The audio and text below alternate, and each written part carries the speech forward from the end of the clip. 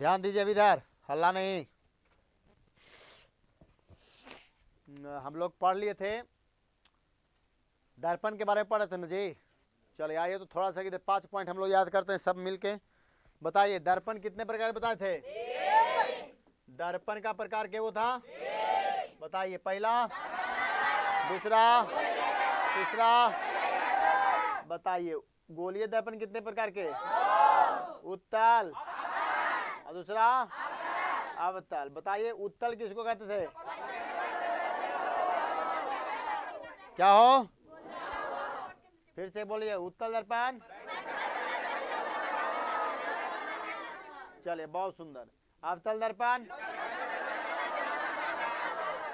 चलिए आगे बढ़ते हैं दोस्त। देखिए आपको बताए थे हम, इस प्रकार से लिए थे दर्पण। कौन सा दर्पण बताए थे? ये कौन दर्पण है? ये क्या है? आय, ये क्लियर। बताओ यहाँ से यहाँ के बीच की दूरी को, यहाँ से यहाँ के बीच की दूरी को, इसकी चौड़ाई को, उजर का लनिया को, कोई दिक्कत नहीं ना। यहाँ तक हम लोग कर चुके थे, है ना बाबू। अब सुनिए ध्यान से, एक उत्तल दर्पण भी आपको पढ़ाया था, याद है? उत्तल दर्पण।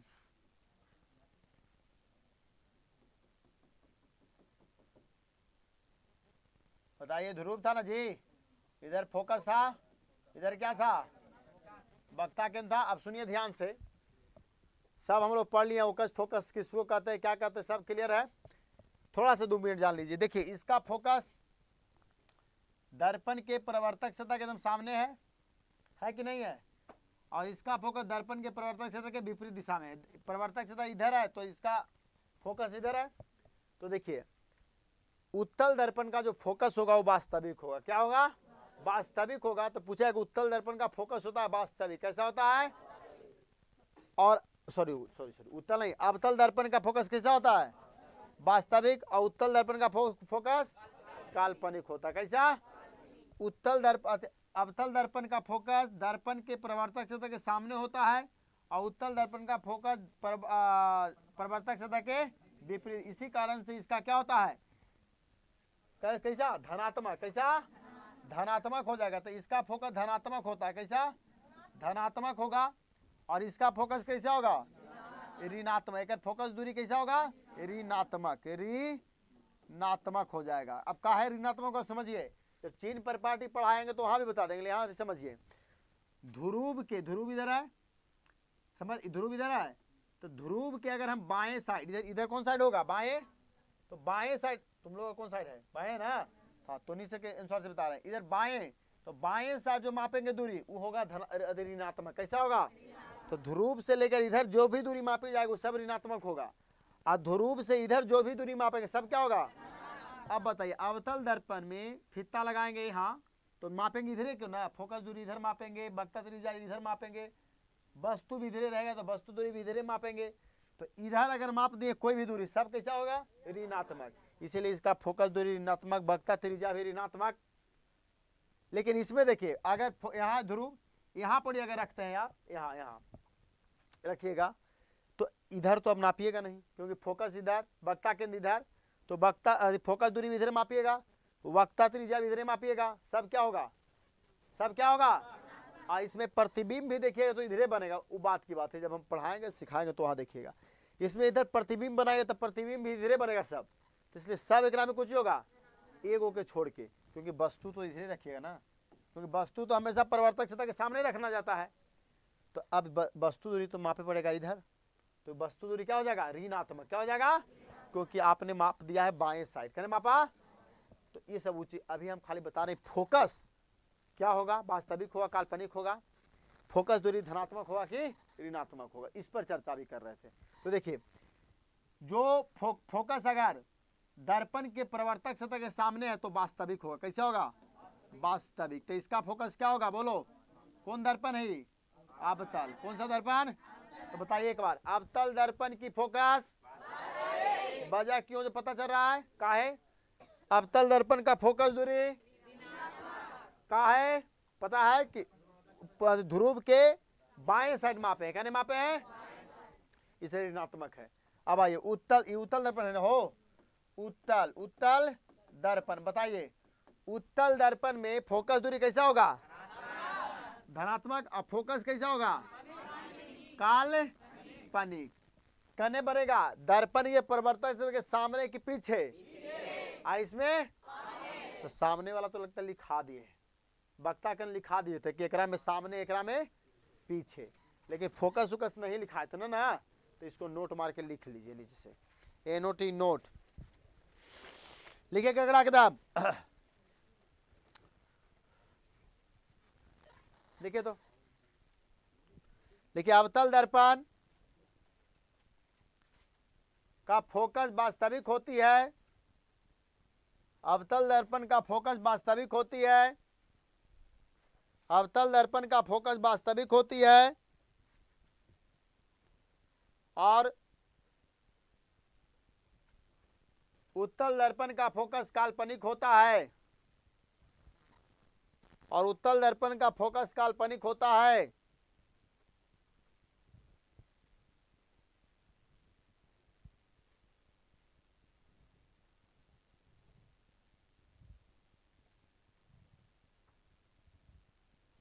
हो गया भाई।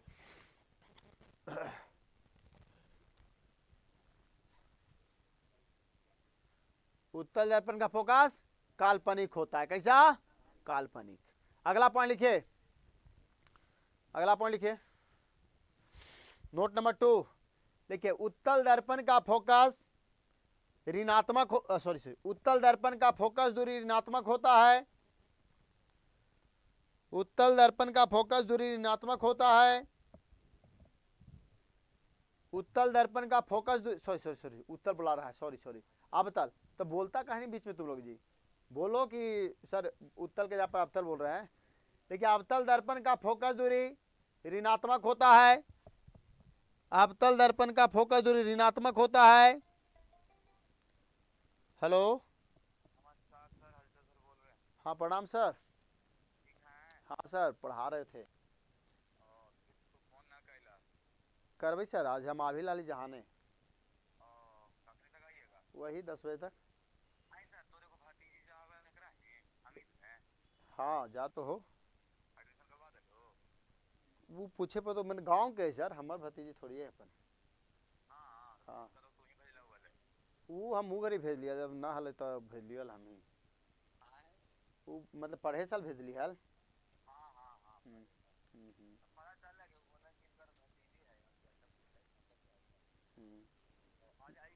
ठीक ठीक सर, ठीक। चलिए कहते थे हम लोग अवतल दर्पण ऋणात्मक होता, अगला पॉइंट लिखिए, ठीक है अगला पॉइंट, उत्तल दर्पण का फोकस दूरी, उत्तल दर्पण का फोकस दूरी, उत्तल दर्पण का फोकस दूरी, उत्तल दर्पण का फोकस दूरी, उत्तल दर्पण का फोकस दूरी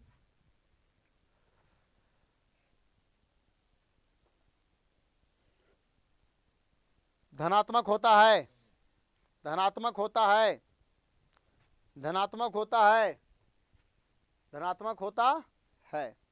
हो गया बाबू, चलिए होता है। नेक्स्ट पॉइंट लिखिए, अवतल दर्पण का फोकस प्रवर्तक सतह के सामने होता है, अवतल दर्पण का फोकस, अवतल दर्पण का फोकस प्रवर्तक सतह के सामने होता है, सामने होता है, सामने होता है, सामने होता है, जबकि जबकि जबकि जबकि जबकि उत्तल दर्पण का फोकस परिवर्तक सतह के विपरीत दिशा में होता है, जबकि उत्तल दर्पण का फोकस परिवर्तक सतह के विपरीत दिशा में होता है,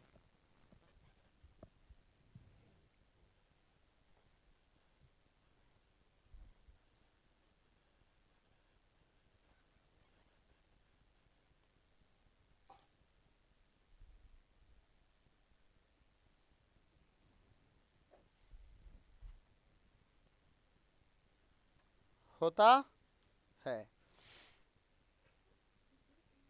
हो गया बाबू? चलिए, इतना तो क्लियर है ना? चलो एक बार याद करिए तो हम लोग, बताइए, पढ़िए, जितना लिखा है वो पढ़िए तो आराम से।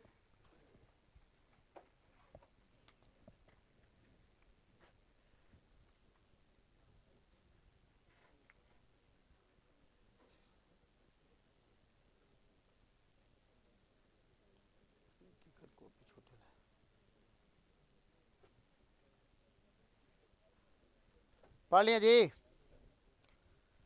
चलिए अब बिना देखे बताइएगा। बताइए, उत्तल दर्पण का फोकस दूरी कैसा? फोकस दूरी मैं पूछ रहा हूं, कैसा? फिर लपड़ा देंगे। फोकस दूरी कभी वास्तविक काल्पनिक होता रे? कैसा होगा? पढ़ा कुछ मुखाली से भुनभुना गया कर दिया है। बताओ, उत्तल दर्पण का फोकस दूरी कैसा? इतने पढ़े थे, कैसा होता रे? बोलो। लेबू डंडवा मारना चालू करूँ ना तो होंग देबो। पढ़े में तुझे कुत्ता है ना, हरामी रहे तुम लोग है। कुछ याद ना होता है? दांत नहीं पोर के खाली पट्टा चीर के चलाता है पढ़े। कोई नहीं पढ़े, एकदम हर में ज्यादा है ये सब। सब बाप माई के नासले है तुम लोग, और कुछ नहीं है। तुम लोग बाप माई के सिर्फ नाच रहा है, और कुछ बड़का बात नहीं है। बताओ ना, अभी कहीं पढ़ो, का पढ़ा नहीं पढ़ा तुम लोग सामने, जो न समझ में आता है अपने आप को तो सोचो कितना कर्महीन हो तुम लोग जे। सपना देख ले बिहार है टॉप के, एकरा से पीछे से टॉप करेगा। बिहार टॉप में तो रहेगा, पीछे से दम टॉप करेगा। ऐसे कुछ तो दतिया ना नहीं बर, शर्म नहीं बरता, लाज नहीं बरता तुमको रे? हट।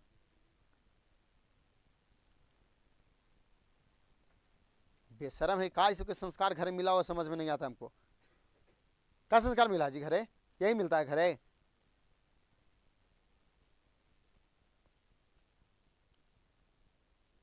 सामने बैठ के हंस लें तो बिग दो उठा के बाहर है, झोटवा पकड़ के चिना मरा। हंसी कर रही खाली। इधर आओ बाबू, सुनिए, आप लोग दम खत्म है, आप लोग बाबू कहला कि नहीं है। फोकस दूरी करा में कैसा है रे? तुमको अभी पढ़े बोले थे ना, खाली नाम लिखा है, पढ़े में तेज हम है? बताओ, अवतल दर्पण का फोकस किधर होता है?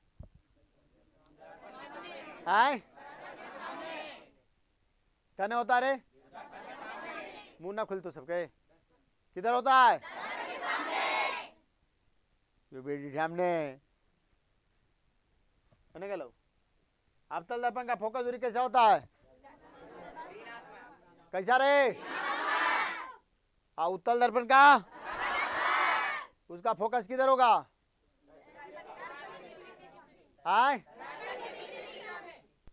विपरीत दिशा में। अवतल दर्पण का फोकस सीधे, कहने सीधे, अभी ऊपरे। चलो तुम लोग हम समझ गए कितना पढ़ेंगे, हम समझ में आ गए हमरा। अभी बैच वैसी जाता हूँ जैसे तू समझ ले हैं। हम मेहनत करेंगे, तू ऐसी रहेगा तो हम तोरा पढ़ावे लगी ठिका ले लेगी। चलिए हेडलाइन लगाइए, स्टार्ट दीजिए, लिखिए। अब बैच देखिए कैसे उड़ा ही जाए, हम सनासनी। लिख, दर्पण, गोलीय दर्पण की फोकस, सॉरी, हाँ लिखो, गोलीय दर्पण की फोकस दूरी और उसके वक्ता त्रिज्या में संबंध। गोलीय दर्पण की फोकस दूरी और उसके वक्ता त्रिज्या में संबंध।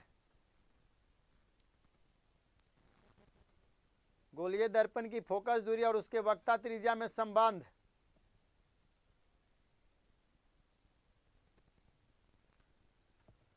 गोलीय दर्पण की फोकस दूरी और उसके वक्ता त्रिज्या में संबंध।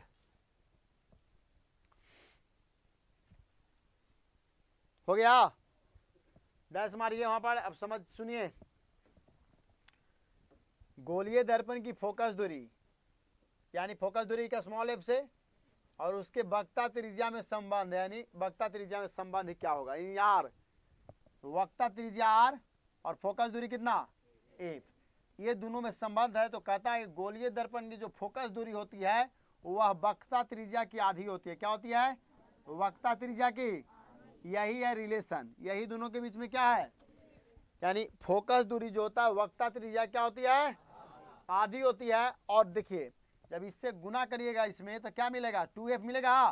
तो r बराबर क्या हो जाएगा 2f, यानी फोकस वक्ता त्रिज्या जो होता है फोकस दूरी का दुगना होता है। कितना होता है, देखो यहाँ ध्यान से, फोकस दूरी है क्या है, और फोकस दूरी वक्ता त्रिज्या की आधी है, याद रहेगा। तो गोलीय दर्पण के फोकस और उसके वक्ता त्रिज्या में अगर आपसे संबंध पूछ रहा है तो क्या बताइएगा, f बराबर r बटा 2 या r बराबर 2a, f बराबर r बटा 2 या r बराबर 2। अब इसे हम लोग प्रूफ भी करेंगे दोनों दर्पण में, उत्तल दर्पण में भी इसको हम लोग प्रूफ करेंगे, उत्तल दर्पण और अवतल दर्पण कैसे आता है सर, ये भी चीज़ों को हम लोग देख लेंगे। समझ में आ रहा है बात को। तो इसको पहले एरो मार के नीचे से लिखना चालू कीजिए, जो हेडलाइन दिए थे ना उसका नीचे से एरो मारिए, लिखिए लिखिए फोकस दूरी और फोकस दूरी वक्ता त्रिज्या की आधी होती है, फोकस दूरी वक्ता त्रिज्या की आधी होती है, फोकस दूरी वक्ता त्रिज्या की आधी होती है, फोकस दूरी वक्ता त्रिज्या की आधी होती है, फोकस दूरी वक्ता त्रिज्या की आधी होती है। डेट इज मार्क की वाला उतार लीजिए,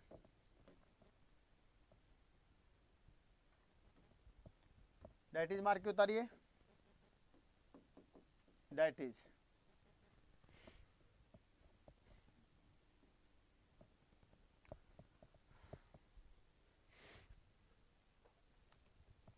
चलिए क्लियर हो गया।